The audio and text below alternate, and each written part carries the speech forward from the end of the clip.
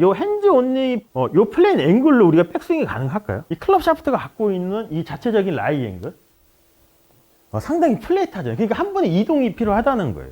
때로는 엘보 플레인에서 조금 더 업라이트하게 턴더 숄더 플레인 앵글로 백스윙 하는 과정 속에서도 이동할 수도 있고, 때로는 내려올 때 턴더 숄더 플레인 앵글에서 백스윙을 하고 엘보 플레인으로 또 변경이 될 수도 있다는 거예요. 그래서 그 얘기를 하는 거예요.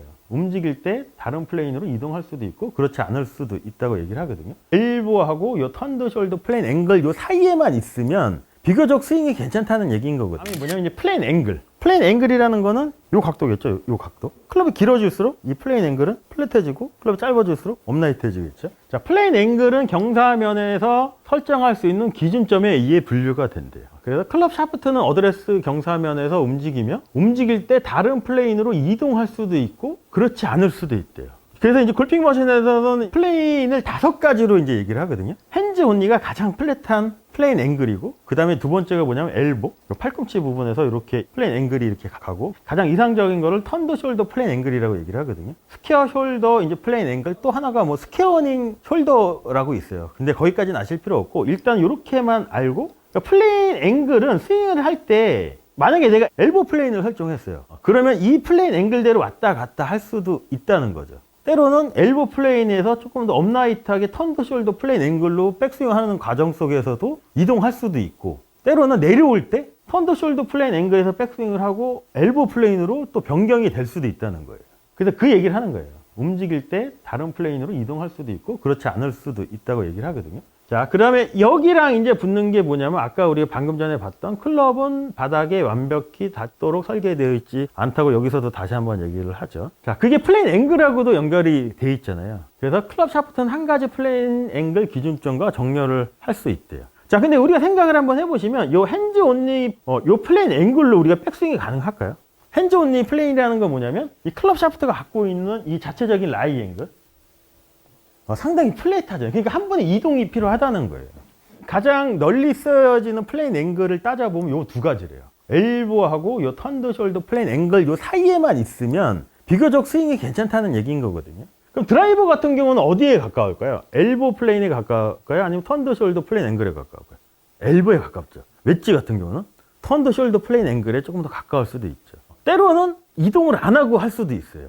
그거에 대해서도 우리가 이따 이제 고민을 같이 한번 해보죠. 엘보나 턴더 숄더 플레인 앵글이 가장 이상적이고 가장 많이 사용한다고 얘기를 하냐면, 임팩트에서 클럽 헤드의 토나 힐이 너무 들리지 않게 하기 때문에 요 2 플레인 앵글 사이에만 있으면 비교적 나쁘지 않다고 얘기를 해요. 그래서 경사지에서 스윙을 할 때 발끝 오르막일 때 왜 훅이 날까요?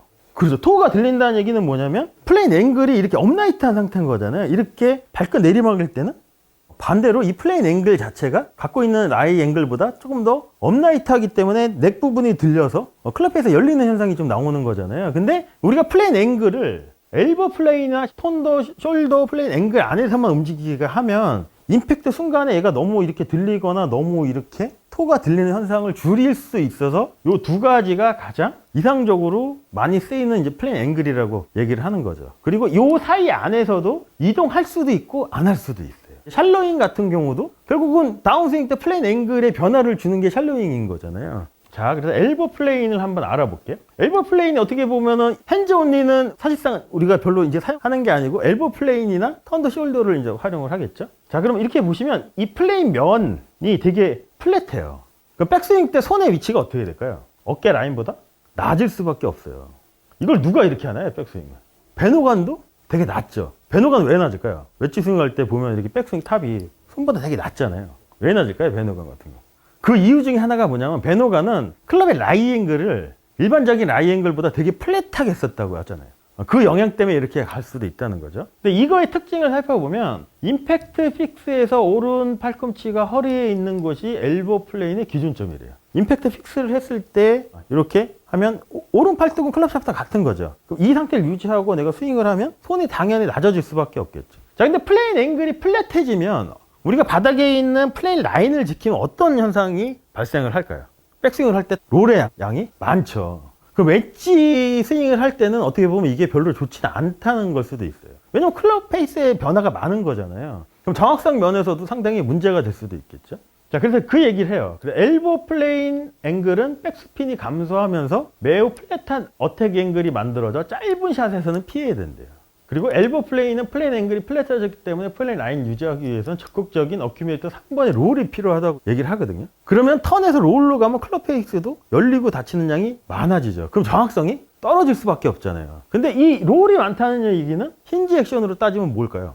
호라이즌 린지예요. 그럼 이게 어떻게 보면 일관성이 떨어지면 롤의 양이 이렇게 많게 맞으면 로프트의 양도 더 디로프팅 되는 양이 많겠죠. 그러면 내가 50을 생각을 하고 스윙했을 때 롤의 양이 많으면 디로프트의 양이 많아지면 이게 60이 갈 수도 있고 70이 갈 수도 있다는 얘기인 거죠. 짧은 샷이나 웨지 샷에서는 이게 그렇게 바람직하진 않다는 거죠. 근데 드라이버를 생각 한번 해보면 좋을 수도 있다는 거예요. 왜냐면 드라이버는 웨지처럼 핀에 뭐 3m, 5m 안쪽에 붙이는 클럽이 아니고 일단은 페어웨이 안에만 키핑만 시키면 되는 거잖아요. 그리고 턴에서 롤의 양이 많으면 파워도 그만큼 더 증가가 되기 때문에 훨씬 더 드라이버 스윙에서는 유리하지만 웨지 스윙에서는 바람직하지 않다는 거죠. 그럼 요즘에 유행하는 샬로잉 스윙으로 따져보면 웨지 스윙이나 쇼다이너 할 때는 샬로잉이 필요할까요? 필요 없어요. 짧은 클럽으로 내가 플랫하게 이렇게 내려오면 왼쪽이 비켜주는 양이 많아야 되는데 아까 배너관도 그러잖아요. 짧은 클럽은 왼쪽이 비켜주는 시간이 짧기 때문에 오른발이 가까워져서 얘를 이렇게 했는데 이거를 스퀘어로 놓고 내가 샬로잉을 해서 이렇게 해버리면 어떤 현상이 나오냐면 웨지나 쇼다이너 같은 경우는 푸시로 터져요. 푸시 아니면 생크가 날 수도 있거든요. 그런 문제점도 또 생길 수도 있는 거죠. 자, 그래서 이제 가장 이상적인 플레인이라고 생각하는 게 뭐냐면 턴더 숄더 플레인 앵글이에요. 그 플레인 앵글이 어디냐, 기준점이 어디냐면 왼쪽 겨드랑이 요 안쪽에다가 플레인 앵글이 이렇게 엘보보다는 조금 더 업라이트한 상태인 거죠. 오른쪽 겨드랑이 이렇게 이제 설정을 한 거죠. 근데 우리가 이 왼팔을 회전 모션을 하기 위해서는 뭐가 움직였죠? 이렇게 해놓고 오른쪽 어깨가 위로 뒤로 빠지면 얘는 가죠. 그럼 이 상태에서 오른 어깨가 위로 뒤로 빠지면 어깨가 어떻게 보면 이 라인을 따라서 이렇게 가겠죠. 턴드 숄더는 뭐냐면 어깨가 회전했을 때의 축인 거거든요. 여기라고 치면 왼팔 그대로 놓고 회전 모션 하려고 오른 어깨가 위로 뒤로 빠지면 왼팔이 자연스럽게 회전이 되는 거죠. 내려올 때도 이 어깨가 이 라인을 따라서 오른 어깨가 밑으로 내려오고 이 라인을 따라서 가면 자연스럽게 제자리를 찾아갈 수 있는 확률이 상당히 높아지겠죠. 그런데 이 플레인 앵글을 생각 한번 해보시면 엘보 플레인보다 업라이트한 거잖아요. 그러면 어떻게 보면 우리가 일반적인 스윙을 생각해 봤을 때 클럽 샤프트 라인 갖고 있는 설정한 앵글로는 백스윙을 할 수 없겠죠. 너무 플랫하기 때문에. 그러니까 한 번에 위로 가는 이동이 필요한데 어느 정도 이렇게 가파른 턴더 숄더 플레인 앵글로 우리가 어드레스 때 설정을 하면 이동 없이 바닥에 있는 플레인 라인을 지키면 플레인 앵글에 이동 없이 백스윙도 가능하겠죠. 그래서 가장 이상적인 플레인 앵글이라고 이제 얘기를 하는 거거든요. 자, 그래서 플랫한 백스트로크 숄더 턴 이후에 오른 어깨가 도달하는 기준점이 턴더 숄더 플레인 앵글의 기준점이래요. 그러니까 여기 이 상태 백스윙하는 오른 어깨가 이 선에 이렇게 딱 걸려 있죠. 내려올 때도 이 선을 따라서 오른 어깨만 이렇게 내려오면 얘는 제자리를 찾아갈 수 있는 확률이 상당히 높아질 수도 있다는 거죠. 그래서 이렇게 백스윙을 하면 탑에서 손은 항상 오른 어깨 높이에 있대요. 그리고 다른 플레인 앵글보다 매우 우수하여 플레인 앵글 이동이 필요 없대요. 왜냐면 아까도 보여드렸지만 너무 낮게 처음에 설정을 하면 한 번 위로 올라가는 이동이 필요하지만 이건 어느 정도 처음부터 플레인 앵글을 조금 더 이렇게 업라이트하게 설정한 거기 때문에 이동이 필요 없을 수도 있겠죠. 근데 일반적인 스윙은 이 패턴의 테이크어웨이를 많이 하죠. 숄더 턴 테이크어웨이. 자, 숄더 턴 테이크어웨이라는 게 뭐냐면 자, 라인을 유지하는 것보다 그냥 클럽 헤드를 그냥 낮게 길게 보내는 거.